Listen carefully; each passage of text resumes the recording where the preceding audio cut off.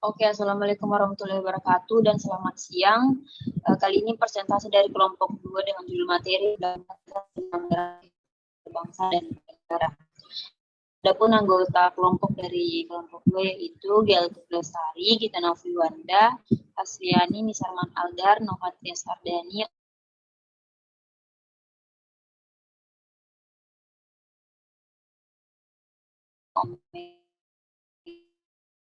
Suatu negara terbentuk dari 4 elemen, yaitu yang pertama, masyarakat. Unsur terpenting dalam tatanan suatu negara adalah masyarakat. Suatu yang dalam usahaan ialah masyarakat. Yang kedua, wilayah. Wilayah dengan batas-batas yang jelas dan keadaan khusus suatu wilayah.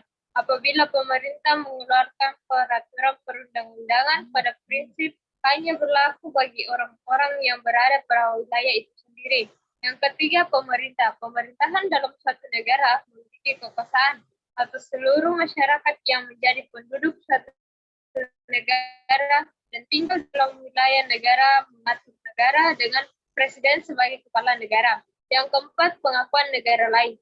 Pengakuan de facto, pengakuan dari negara lain yaitu adanya pelaksanaan dalam masyarakat yang dinyatakan sudah merdeka. Masyarakat telah tunduk pada penguasa secara nyata. Pengakuan de jure, pengakuan resmi kepada suatu negara berdasarkan hukum dan pengakuan secara internasional dengan segala konsekuensinya. Next. Baik, materi yang kedua itu sifat-sifat suatu negara. Sifat khusus yang dimiliki suatu negara merupakan manifestasi dari kedaulatan suatu negara dan tidak terdapat pada asosiasi atau organisasi yang lain. Sifat-sifat suatu negara yaitu: 1. Sifat memaksa. Negara memiliki kekuasaan untuk memakai kekerasan fisik secara legal melalui polisi dan tentara. Negara mempunyai aturan yang mengikuti sehingga tidak terjadi antararki di masyarakat. Yang kedua itu sifat monopoli. Monopoli negara dalam menetapkan tujuan bersama dari masyarakat. Negara menganggap suatu aliran politik atau kepercayaan tertentu dilarang disebarluaskan karena dianggap bertentangan dengan tujuan masyarakat. Yang ketiga yaitu sifat all-encompassing dan all-encompassing yang berarti sifat mencakup semua peraturan perundang-undangan berlaku yaitu konstitusi. Konstitusi dalam bahasa Perancis atau constituer yang berarti membentuk. Konstitusi merupakan peraturan dasar atau awal tentang pembentukan negara. Konstitusi dalam KBBI diartikan sebagai segala ketentuan dan aturan mengenai ketatanegaraan dan undang-undang dasar suatu negara. Next. Selanjutnya, sistem pemerintahan Indonesia. Yang pertama, sistem negara hukum merupakan negara yang tidak berdasarkan kekuasaan saja, tetapi juga berdasarkan atas hukum. Pemerintahan dan lembaga negara dalam melaksanakan tindakan apapun harus dilandasi oleh hukum dan dapat dipertanggungjawabkan secara hukum. Yang kedua, sistem pelaksanaan lembaga. Sistem pelaksanaan lembaga negara yang ada dalam sistem pelaksanaan pemerintah ada 3, yaitu Presiden, Majelis Permusyawaratan Rakyat, dan Dewan Perwakilan Rakyat. Sebelum amandemen dirumuskan, kekuasaan tertinggi berada di tangan Majelis Permusyawaratan Rakyat, yang kemudian setelah amandemen, keputusan tertinggi berada di tangan rakyat. Yang ketiga, sistem konstitusional. Pemerintah tidak bersifat absolutisme atau kekuasaan yang tidak terbatas, tetapi berdasarkan sistem konstitusi atau hukum dasar. Pengendalian pemerintah dibatasi oleh ketentuan dan ketentuan hukum lain yang merupakan produk konstitusional sebagai GBHN dan undang-undang. Sistem negara konstitusional dan sistem hukum menghasilkan sistem mekanisme hubungan hukum dan tugas antar lembaga negara yang menjamin terlaksananya sistem tersebut hingga dapat memperlancar pencapaian cita-cita nasional. Next.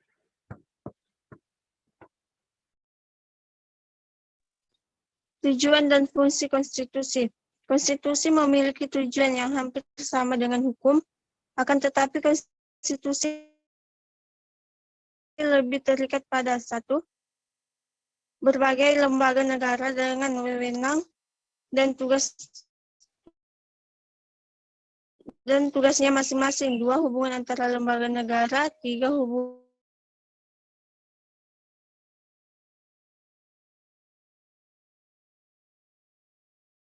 Hubungan antara negara dengan warga negara. Hal lain yang sifatnya sesuai sebagai pembahasan. B. Memberi legitimasi terhadap kekuasaan pemerintah. C. Sebagai instrumen untuk mengalihkan kewenangan dari pemegang kekuasaan asal kepada organ kekuasaan orang. E. Negara.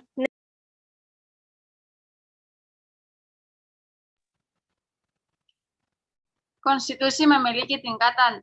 Menurut Herman Heller, konstitusi dibagi dalam 3 tingkatan, yaitu konstitusi sebagai politik, di mana konstitusi menggambarkan keadaan sosial politik suatu bangsa. Kemudian tingkatan yang kedua, konstitusi sebagai hukum. Hukum tertulis untuk menciptakan kesatuan hukum, kepastian hukum, dan kesederhanaan hukum. Kemudian konstitusi sebagai peraturan hukum tertulis Undang-Undang Dasar 1945.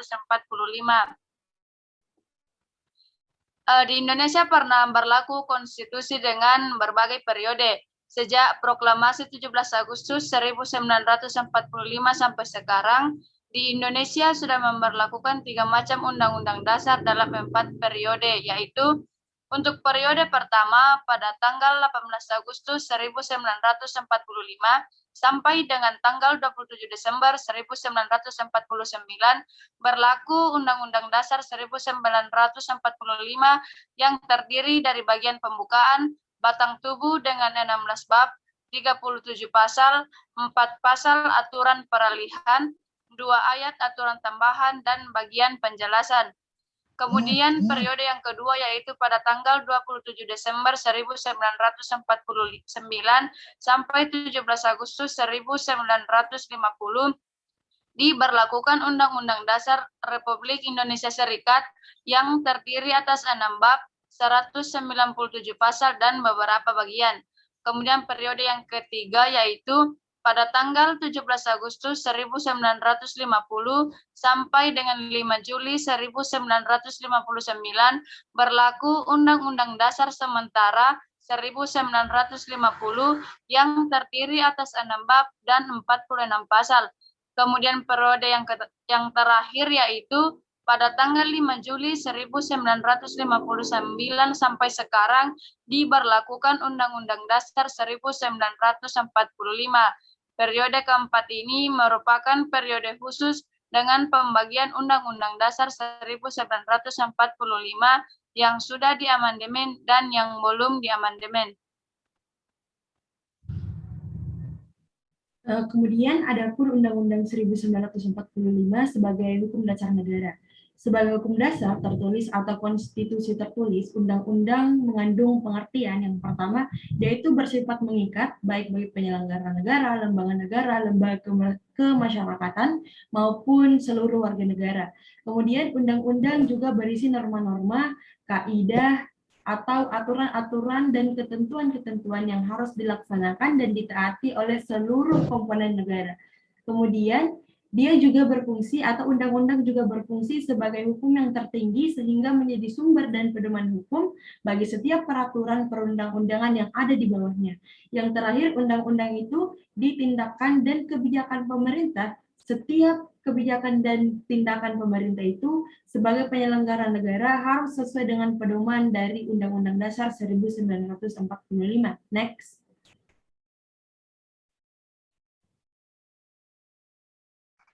Konstitusi dan kehidupan bernegara.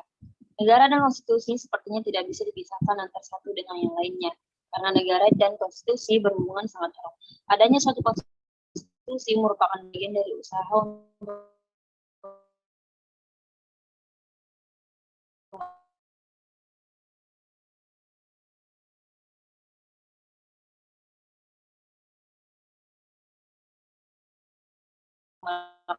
konstitusi penting dalam kehidupan ketatanegaraan suatu negara karena konstitusi menjadi salah satu kehidupan berbangsa negara dari zaman awal kemerdekaan sampai sekarang. Konstitusi umumnya berbeda-beda tetapi mereka mempunyai tujuan dan fungsi yang sama, yaitu sebagai hukum tertinggi dari suatu negara. Baik, jadi itu adalah presentasi kelompok 2. Untuk pertanyaan yang akan diajukan oleh kelompok lain, teman-teman bisa langsung ke sekolah. Lebih dan kurangnya mohon dimaafkan. Wassalamualaikum warahmatullahi wabarakatuh dan selamat siang.